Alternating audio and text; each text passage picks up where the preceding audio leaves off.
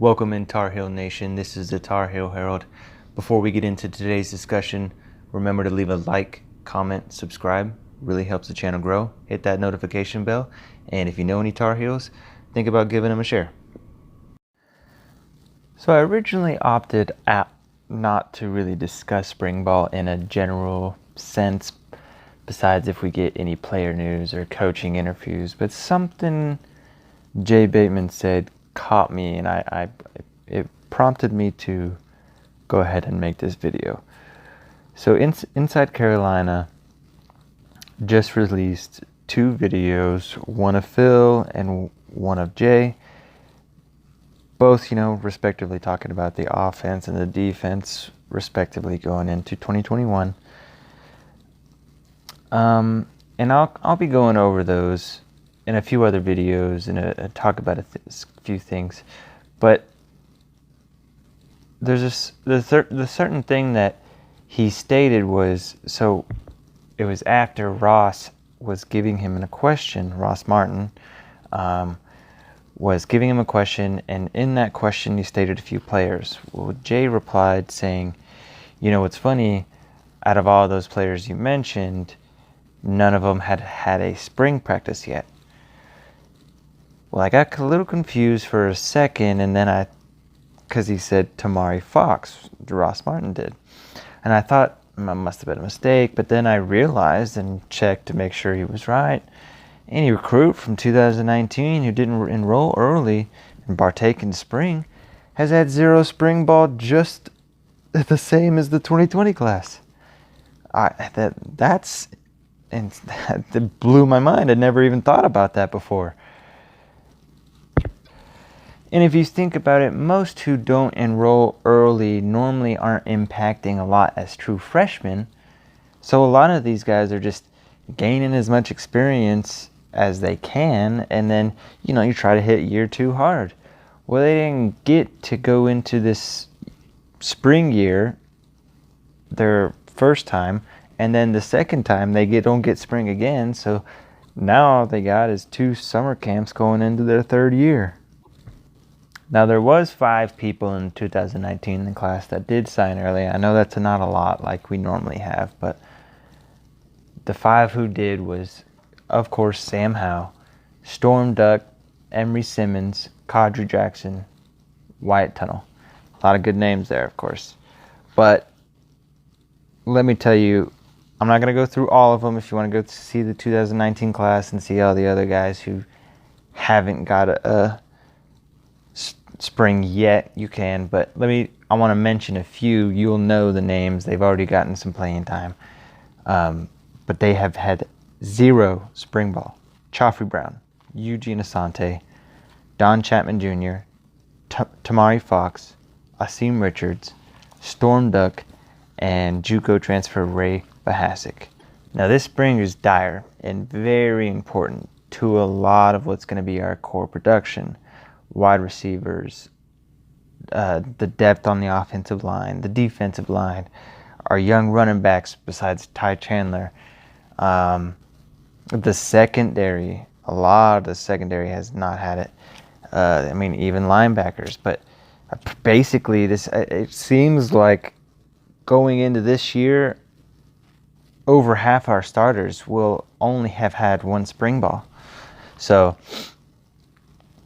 I also talked briefly before about a possible offensive lines fighting for snaps. I didn't really think it was possible, but 2 people that you might need to watch, Tristan Miller and Wisdom Osaburo, both were, at the top of the 2019 class, whether, it not really being that strong, but still they were at the top that year. We heard sometimes here and there, they were coming along very well, but not enough to really be in the top. What they'd say, they wanted to have a top 10 that Phil Longo always wants for people who they rely on the line. I don't think they might have hit it at the end of the year, but I don't think they were in that discussion. But maybe they can take this spring and use it for their benefit and become more reliable for depth, or even push up for a starting position. And of course, you got Storm Duck coming off that injury already. I mean, he's already started as a freshman and a sophomore. So, and of course, he did have the first, because he was an early enrollee, he got that spring. Again, he's coming off the injury. So this spring ball is probably going to be big for him to become 100% with the rehab and fully coming back to becoming the starter. And then, of course, you got the rest of the guys who already have been putting in snaps and will be starters next year. You just hope that they can finally use this spring to clean up a lot of their work and take leaps and bounds going into their third year. And with extra work they didn't get before, I mean, this is 15 practices. This isn't anything small. It's spread out into 4 weeks. A lot of conditioning with the strength coach, which is pretty much all they're doing right now before spring gets started. But it's about 4 weeks, and it's quite a necessity. I mean, just ask any of these coaches. It's just a huge necessity for these programs. I mean, why do you think we had so much inconsistency throughout this whole 2020 season as a whole, as the entire college football landscape? Even Bama forgot how to play defense for like 4 weeks there. So this is crucial for a lot of the first-time spring guys. I mean, 2021, 2020, and summer enrollees of 2019 all get to do it for their first time together. This is the time of year where they gain strength, learn not to fumble, drop passes, clean up the penalties. I mean, that's a lot of stuff that if we can just clean those things up, I mean, a lot of people can say that, yes. But I mean, if we can just clean those types of things up, the efficiency of these offense and defense can be quite spectacular. And then after they get done hammering down all the basics, of course, you got the summer, which is where they try to start focusing more heavily on the actual schemes and breaking down other teams, plays, and players, and trying to become one as an offense or defense and playing with your respective first team, second team. But it's a little hard to do that when that's kind of when you're like, even when the 2021 class comes in as summer enrollees, like Bryson Nesbitt and some of these guys, you know, they're going to be a little lost because they're leaps and bounds behind some of their 2021 signees, early enrollees already. They're going to be behind them. So they're going to have a disadvantage.